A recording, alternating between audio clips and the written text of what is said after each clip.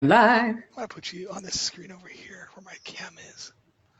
There we go. Amazing. Cool. I think we're live. Let me just double check because I love all this technology, you know. How are you anyway? Whereabouts are you at the moment? Gilbert. Yeah, we're good. Yeah, it's cool. It'll be like 110 today. So I think, what is that, 40? Wow. 45 maybe? I don't know. And I saw that Okay. Sydney got a bunch of snow yesterday. Yes. Yeah, it's insane over here at the moment. It's cold. I'm in Auckland at the moment actually, so it's not too bad. Is that cold front rolling your way? Is it coming through?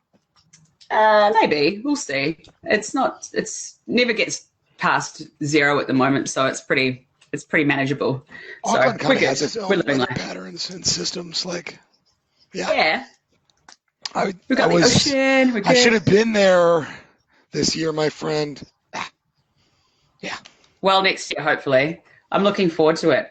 Well, I think, look, Jeremiah, thanks for jumping on with me today. I think basically I'm so excited to talk to you because not only are you exceptionally talented when it comes to sales and all of that jazz, but obviously you have the experience of understanding the importance of CRMs, and you work for Keep, obviously, which is an incredible tool.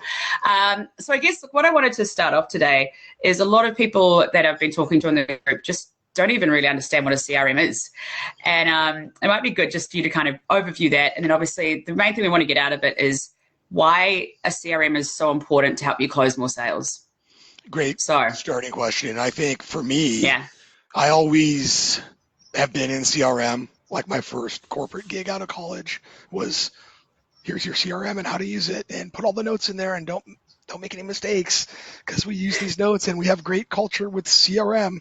So I learned right away like those good habits and the best practices. And now that I've become more of a business coach and working with awesome partners and clients like you see, these best practices and the results. We're talking about, wowed and satisfied customers. We're talking about big revenue at the end of the day and long game, consistency, sustainability. For me, CRM is all of those things and more. So the framework maybe for your business, and certainly the database to collect your leads and store that critical information. I agree. And I think something that when I talk to a lot of people, they don't realize, I think, the power of a lot of these tools. And just for people who don't know, like, it's basically collecting every single bit of information possible on a customer, so then you can make more strategic decisions. And it seems so simple, and people freak out about, like, oh God, I forgot to call so-and-so back because I didn't record it, etc. So like, from your perspective, how have you seen, what are the main things when it comes to sales that it comes to really help with? The sales journey, I guess. Yeah, great question again. I think when you have these amazing personalized, genuine conversations, and you put like those key, moments into the CRM, like your birth date or a milestone in your business that you said, or a key statement about when you would be ready to start the project, for an example. Like, I need to note those things. I need to note those for now and forever. Totally. That way I can really come back to you and say, hey, how are we doing on these things? How was your special birthday in Auckland? Did you get that amazing barbecue that I always see you grubbing on? Like, I want to talk about those things and stay personal and stay real. Yeah, totally. And I guess with the other thing too, I guess, how can the CRM help when you're expanding your businesses? I think a lot of people start off and it's just them, or they've got one other person in the business. And what's the importance of having that in order to scale? Let me give you, that's an awesome question. And let me give you a scare behind this. So yeah, go for it. Yeah. Let me give you the scare if you don't use CRM properly. So maybe you have 1 to 50 sales reps, and no one's doing notation, no one's doing best practices. They're all doing it on these, or like in these notepads, or in your Excel, Google Sheets, or whatever you're doing, but it's not preserved. So what happens when those sales reps leave your organization and go work for your competitors? It's all in their head. A lot of information lost. Yeah. So we can't lose that information. We can't be so trusting and reliant on our, frontline experts, and people turn over. So that's one of the big things that I actually have seen recently with an organization, that they didn't do a good job in protecting their culture that way. So CRM is a great protector, I think. I totally agree. And I've seen it happen over and over again. You've got leaves or they get sick or something happens. And if you don't have that information backed up, as in, hey, this is the last conversation, or here's what they've ordered, or everything like that, it's just an absolute nightmare. And productivity, everything out the window. Now, I guess question for you then, what industries is CRM relevant for? Is it relevant for everyone, or is it only specific to certain ones? What's your take on it? Great question. I'm probably pretty biased in this. I think you have to have a CRM if you're running a business personally. And maybe the CRM is a little bit, less powerful or doesn't have as many bells and whistles as some of the others out there, but you should have a database to some degree when starting your business. If anything, collect the leads and just segment them. Maybe it's not deep, CRM like best practices, but at least we're doing those things. So I think it's for everybody.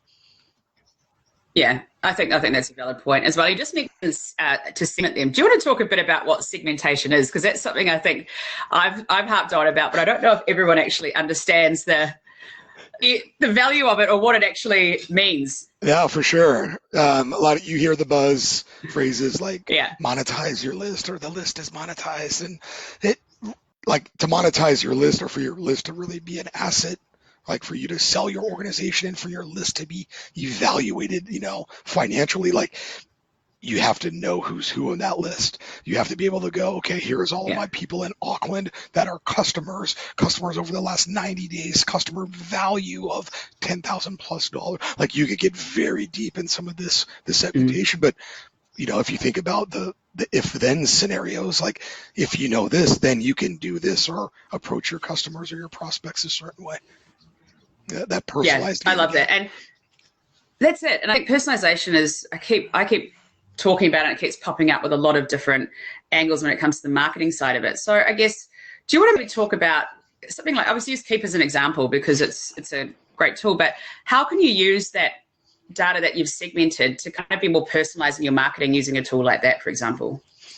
Well, we see a lot of people lately, especially with kind of the pandemic happening and stuff. I've seen it for the last several years. It's transact, ask for the business, take the cash. And it's like, well, we can transact later, bring a little bit more value, educate, provide value, build trust a bit more, certainly now than ever before. But, when you can do that, you can transact. So that's a hard question for me because, I'm fairly biased again, but I think that when you look to transact it maybe a little bit later, that process and path is a little bit easier for you as certainly a small business owner. Yeah, and I look about as a marketer, because obviously your sales, I'm more marketing, and then when we get a client on board using a CRM, incredible, because if we can segment the data, as you said before, Auckland customers over 10 grand, for example, the beauty of that, we can actually tell the system, okay, this is the email we want to send just to these people and personalize it as much as possible based off what they've done before or their actions previously. And when you get down to that level of marketing, it changes the game because you're not just getting a general email or you're not always asking. That's what I was getting to. No, exactly. Yeah. It can actually provide value. And these tools automate. It's the whole automation of it. And I think people are probably maybe going, oh my God, that sounds like so much work. But it's really not. If you set it up correctly. It's not, especially when you have experts like you in their corner. But no, it's that if-then scenario. And a real simple thing to do is just collect the birthday.